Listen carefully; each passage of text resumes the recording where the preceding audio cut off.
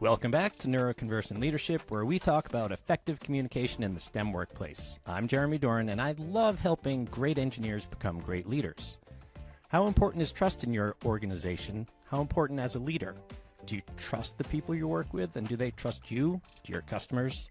Today, we're going to explore how to build trust with our special guest, Natalie Doyle Oldfield. Natalie, welcome. Thank you. It's great to be here, Jeremy. Yeah, we're excited to have you. You are an author, a speaker, and a trainer. Can you take a minute, maybe two, and fill us in a bit more about what you do specifically? Sure. My name's Natalie Doyle Oldfield, and my company's called Success Through Trust, and I love working with business owners and leaders and managers to help them build relationships of trust and really to help them become trusted. And I do that, as you mentioned in the introduction, by professional development and training, by coaching, also some consulting. I have an approach that I like to take with companies that starts with a diagnostic. So I actually measure trust.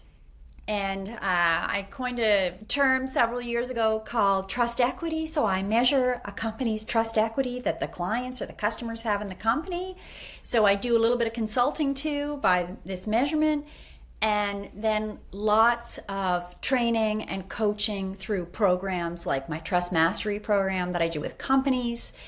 Yeah, that's really what I do. I help people learn the skill set of becoming trusted.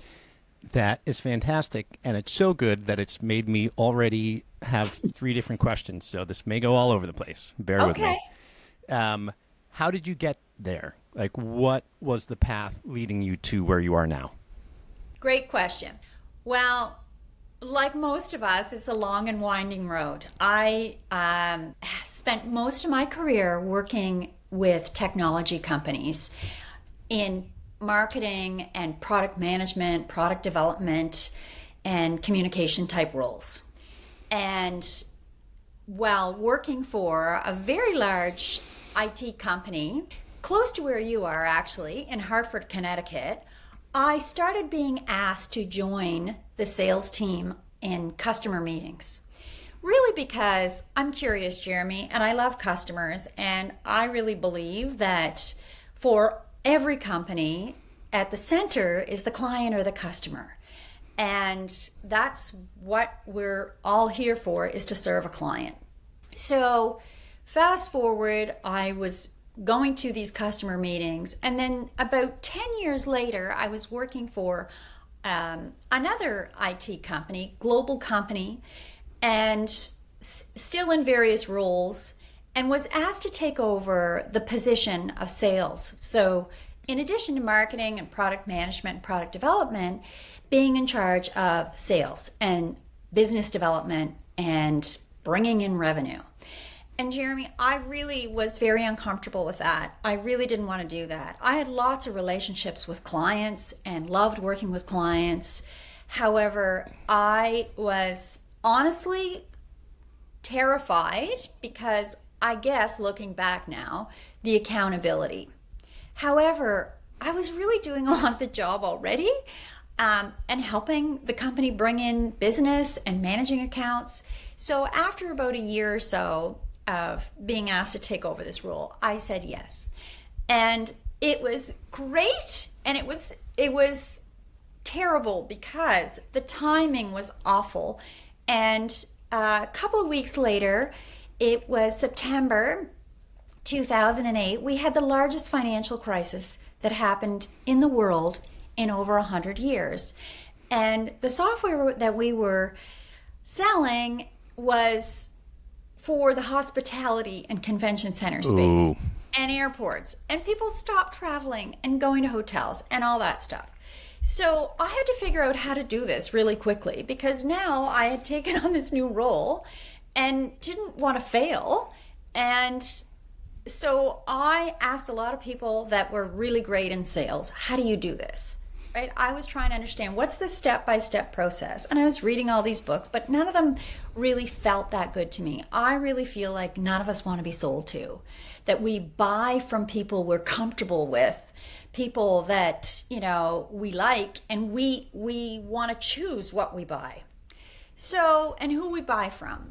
So the advice I got was just keep doing what you're doing, Natalie. Like, focus on the client and focus on helping them and providing any value you can.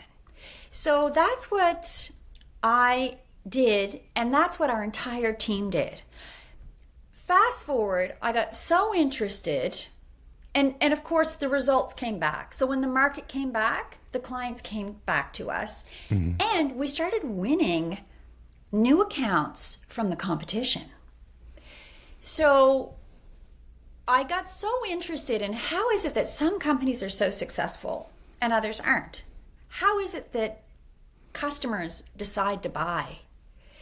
And my experience was in the business to business space. And so I really focused on that in that environment. And like I said, got so excited about this that I actually went back to graduate school, Jeremy, and did a master's in communication. And my entire program, after a couple of months of research, was focused on trust, because that's what my research revealed, is that trust is the critical success factor for all of us. It is what one of my clients, who coincidentally is a professional engineer, calls the force multiplier.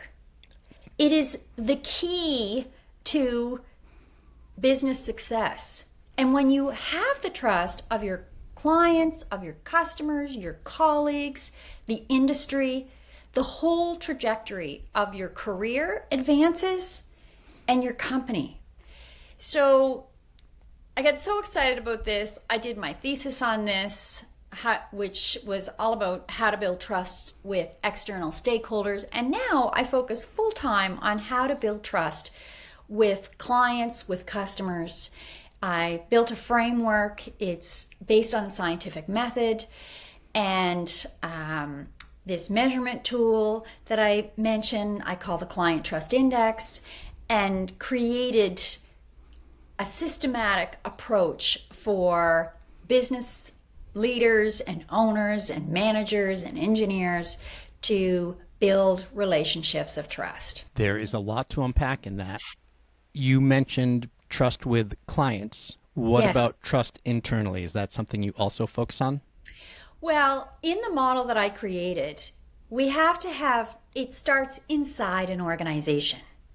So it is part of the model, Jeremy. And yes, I focus on that because for all of us, when we want to build trust with customers, it starts inside first. And trust, when we have trust within our teams, it's really the glue, and it's the key ingredient to a high performance team is trust. In fact, there was a study done a few years ago by Google, and they looked at 187 teams, and they wanted to find out, well, what's the key ingredient? Like, how do we have innovation, and how do we have the most high performance teams?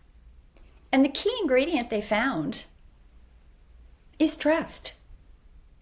So yes, we focus on that. However, I'm often brought in to work with leaders and managers and junior engineers to build relationships of trust with clients, because it's also the factor for customer loyalty and growth. And all companies want to grow. You talk about your index. I'm really interested in what that measures. For me, trust kind of comes down to three things: whether the person knows what they're talking about or what they're doing.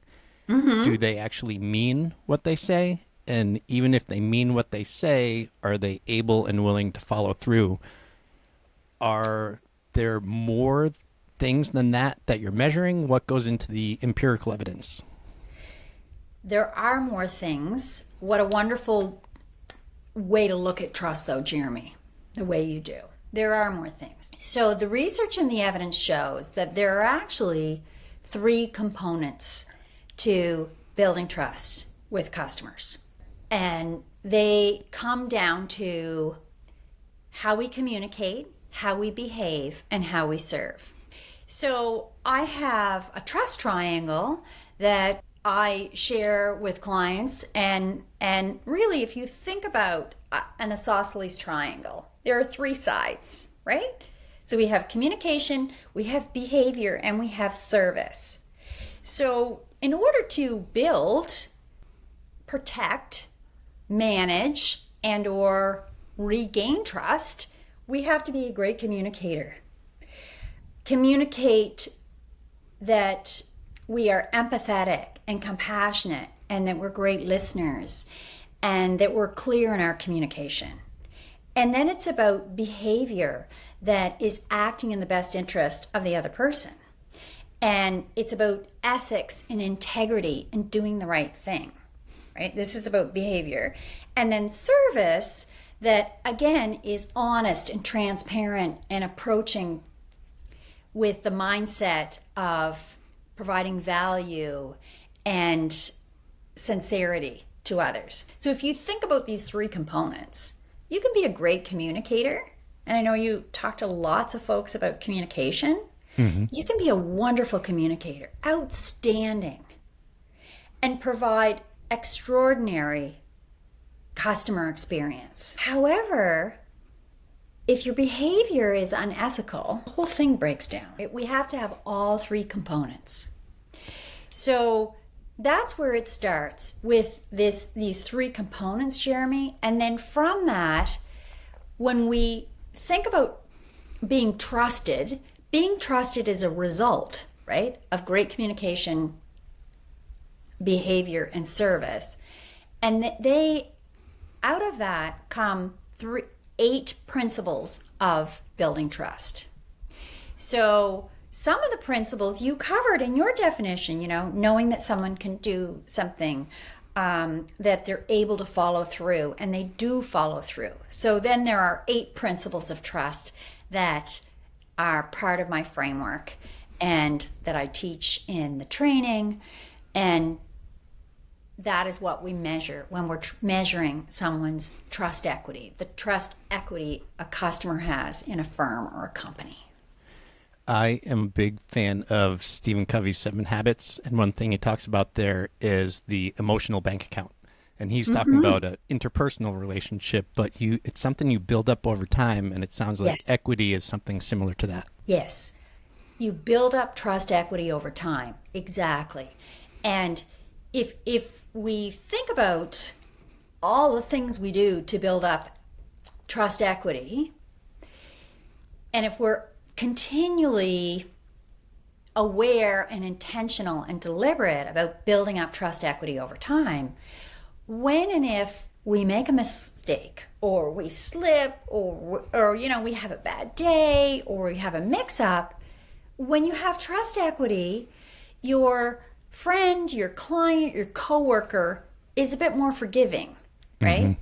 It's just like when, another way to look at it is when you have trust equity, if something happens and your client hears about it in the news or from someone else, that maybe a project has gone offside, or you're not going to make a timeline that you had promised, this bank account, as you mentioned, this trust equity softens that and allows people to move forward.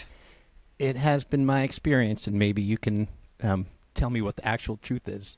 It seems that never making a mistake and always delivering on time builds equity, but more equity seems to be built when something goes wrong and you deal with that really, really well. Is that the case? In many cases, yes.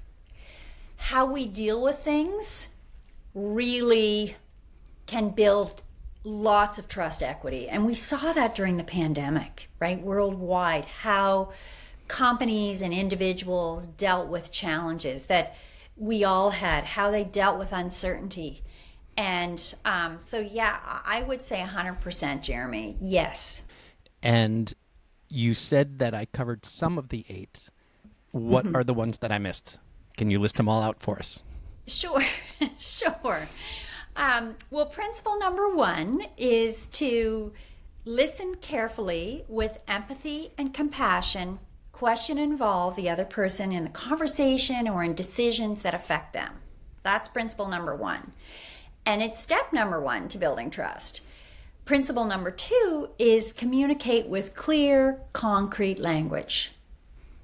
Number three is be honest and transparent.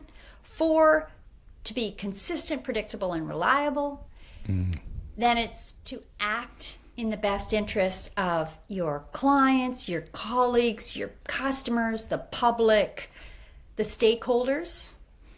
Then it's to do the right thing. And if you make a mistake, fix it. Deliver on your promise. And finally, number 8 is commit to the long term. What exactly does that mean? Well, if you think about someone that you have a relationship, Jeremy, someone that you trust, how committed are they to you long term? How committed are they to providing value? How committed are they to the industry? So, if we think about a professional engineer as an example, professional engineers are highly trusted individuals, and there are lots of reasons why.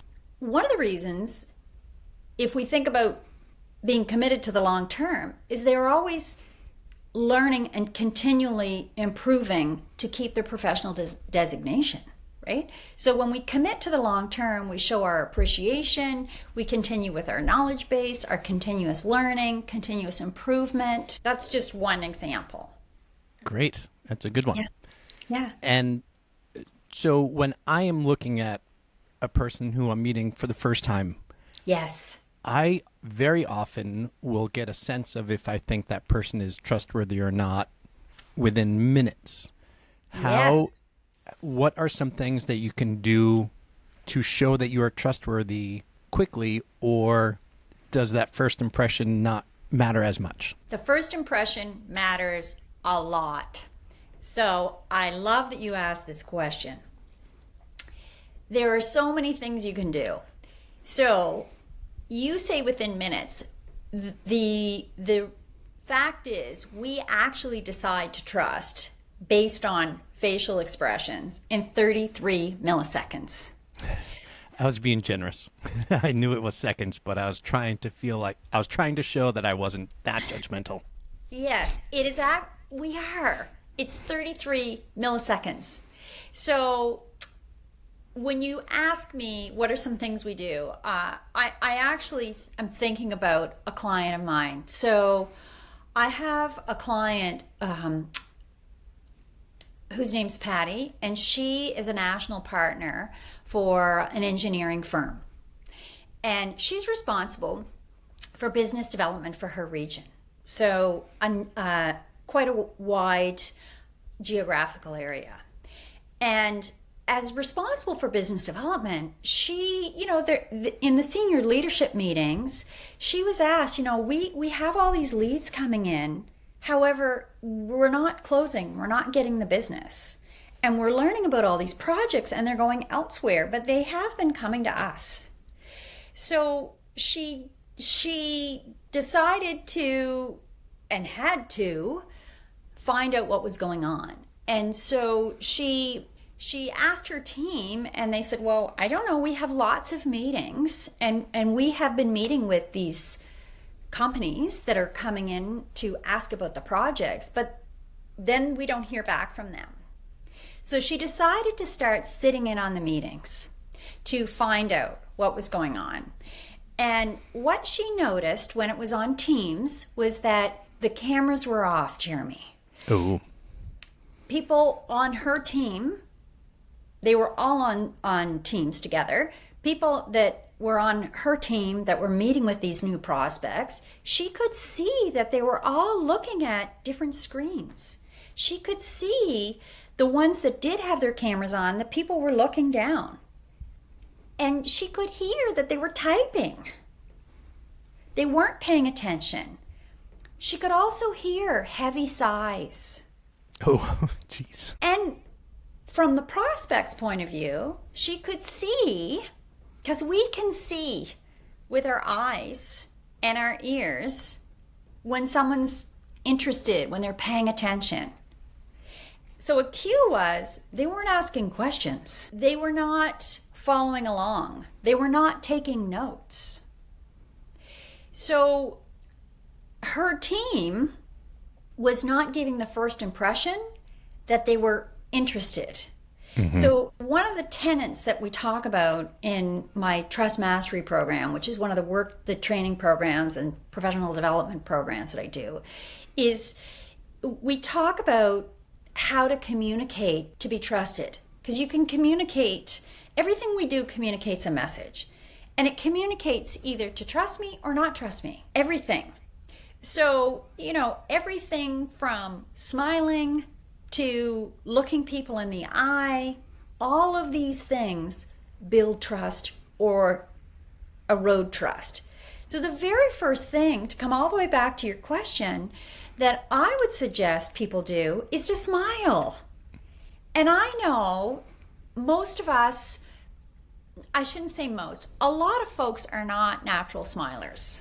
In fact, when I'm doing a workshop to a company and it's either, on Zoom or Teams or Google Meet, you can see right away when you look at all the little boxes who's smiling and who's not.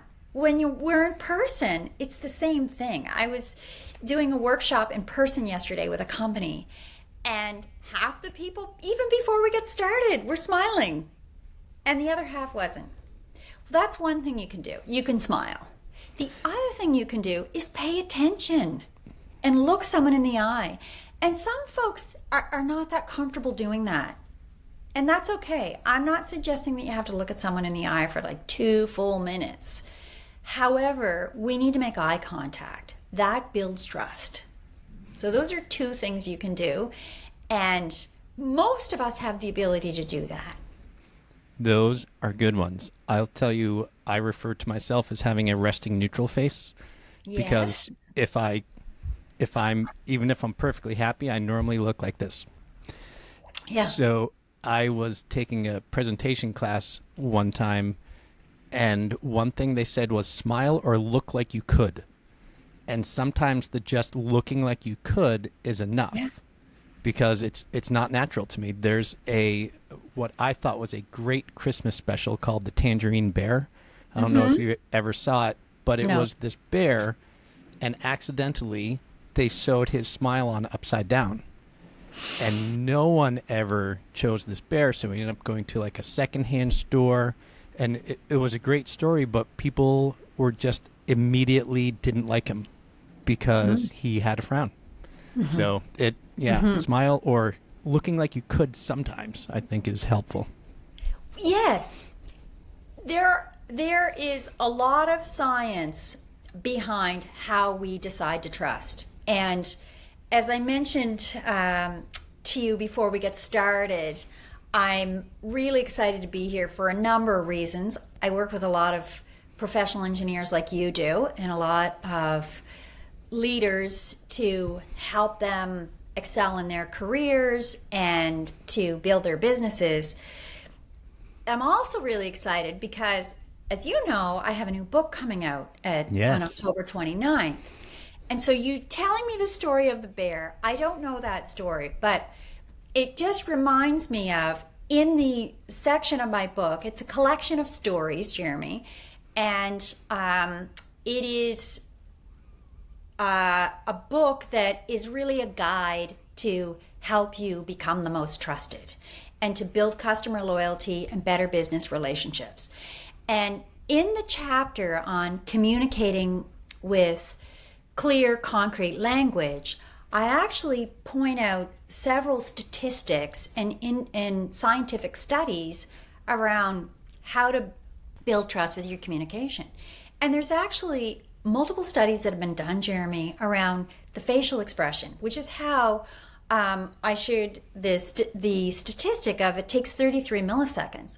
Well, multiple scientists have looked at facial expressions and the smile. So to your point, this poor bear that no one liked, it's because we actually have this ingrained fight or flight response, and we want to feel safe. And when someone smiles, there's an old Chinese proverb that says, a shopkeeper should always smile. It's inviting. It makes us feel more comfortable. And at the end of the day, we want to feel comfortable, we want to feel safe, and we want to do business and work with people that we're comfortable with, people that we trust.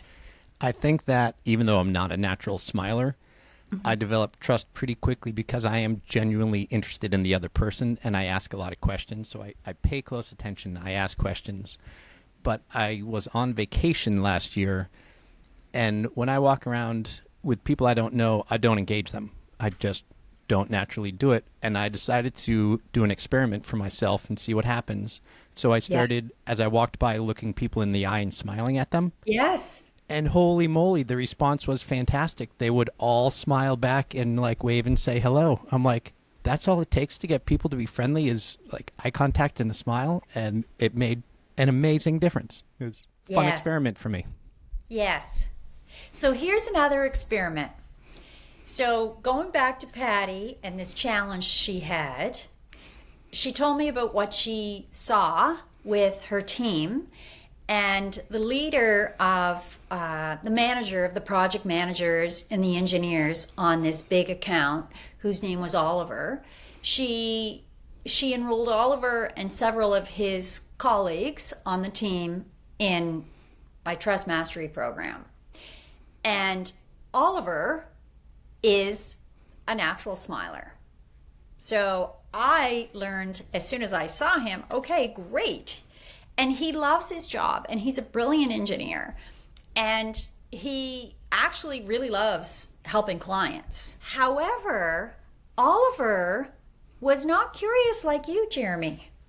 And Oliver, because he wasn't curious, he wasn't really thinking about how or what he was doing was affecting the other person. And the other thing about Oliver, who, I feel like I'm kind of picking on him because he's a great guy. The other thing about Oliver is he lacked the ability to be empathetic. So principle number 1 I mentioned is listen carefully with empathy and compassion, question and involve the other person in decisions or discussions that affect them. Okay, so empathy is about understanding the other person's perspective. And for Oliver and many people that I work with, he learned that other people that he's serving have actually the same kind of challenges he does. And he really started to try to understand what a typical day in the life was for, a traffic engineer at his clients, or what it's like to work for an organization that's trying to retrofit a building with a new HVAC system, and how his designs had to be implemented. He just had no idea. So he learned the skill of becoming empathetic. So I'm not surprised that it comes easy for you, because you are a great listener. And you're curious, which is a skill of a trusted advisor. It's a skill of a trusted leader to be curious and also empathetic. That's a huge skill. And for Oliver, it was like a light bulb turned on, Jeremy, because when he became empathetic and realized that the way that he was communicating, how it was affecting other people, and he understood the other people's perspective, it actually changed everything for him. Everything. His entire approach. And when we truly understand and see the other person's approach, it can actually move the needle like so quickly, so far. That is a really good one. I do some improv, and Okay. one of the things in improv is as soon as someone says something, that is the truth. And you have to completely change whatever you were before because they said a thing, that's the truth. And that's not true in interacting with people. But what I say is accept that it's their truth. Whether you agree with it or not, if you accept that this is their truth and that's just the way it is, then you can at least start to kind of shift the way you communicate with them in a way that is more empathetic. You don't have to sympathize. You don't have to agree and feel what they feel, You just have to accept that it's really what they do feel. Yes. So, How interesting. You do improv. yes, Fun. I do a lot of interesting things that are outside of my comfort zone, but that's how we grow. That's how we grow. So, Natalie, this has been fantastic, but we need to start wrapping up. Before I ask you my 3 questions, tell us more about how people can find out more about you, and tell us a little bit more about your book and when it's coming out. Okay. Well, you can find me. I'm pretty active on LinkedIn, and my address there is Natalie Doyle Oldfield. So I would love to connect with you there.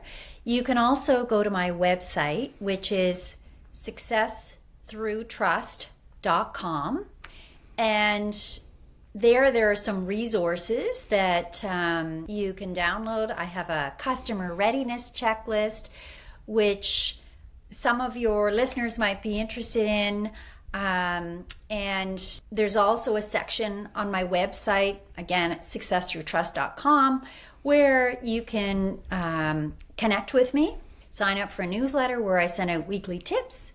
And yes, I have a new book, as you mentioned. It's called Trusted, The Proven Path to Customer Loyalty and Business Growth. Use the 8 principles to grow your business. And you can find that on Amazon.com or Amazon.ca or Amazon.uk, wherever you are. It officially launches on October 29th. And as I mentioned, it's a collection of stories of real clients, challenges they've had, how they've overcome them using the 8 principles of trust. And there's a step-by-step process for folks to follow to build relationships of trust and become the most trusted in their industry or in their team. So you can find that on Amazon. That is wonderful. I look forward to reading it myself. Thank you. So to wrap up, the first question I ask is part A and B. What is a place you have traveled and loved, and where would you like to go? I love to travel, and last year I went to the Canadian Rockies, and I had been before, but it was just magical. So I went to Lake Louise and Banff, and I've also been to Kananaskis before. And I just loved it. It's a magical place, and it's a must-visit place. And there are so many places I'd love to go, Jeremy. But I would have to say I really want to go to Egypt and see the pyramids. I don't have that trip booked, but I keep thinking about it and trying to figure out when's the best time to go. Really want to go there.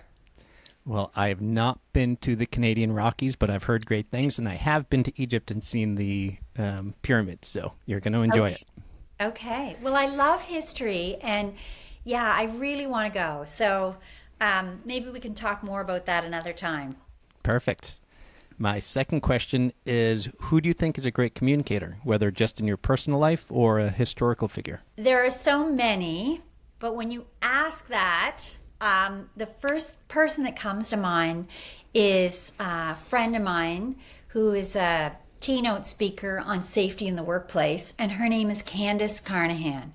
She walks into a room and she just lights it up. And not only does she light it up, but the whole room lights up. So I would say Candace Carnahan. Nice. Shout out to her. And then the final question is, what is one piece of communication advice we can all benefit from? One piece of communication advice we can all benefit from. How you say it matters.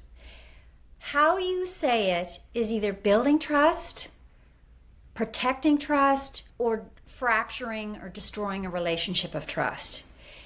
It's not just about the words we use, Jeremy. The words are a very small percentage of the message we're communicating. So I would say that, we need to be intentional and remember that everything we're doing either builds trust or destroys trust. And how we say it matters. That's a good mantra for all of us to remember. All right, Natalie, I have to wrap this up. This has been fantastic. Thank you so much for joining us. Thanks for having me, Jeremy. Thank you so much for listening to Neuroconversant Leadership. If you found this beneficial, can you do me one small favor? It'll be quick, I promise. Can you go and give this podcast a review on Apple or Spotify or wherever it is that you listen before doing anything else? Unless you're driving. If you're driving, then I need you to keep driving. And then when you're done and parked, then go ahead and give me a review. Hopefully 5 stars, but whatever you are comfortable honestly giving. Thank you and have a great day.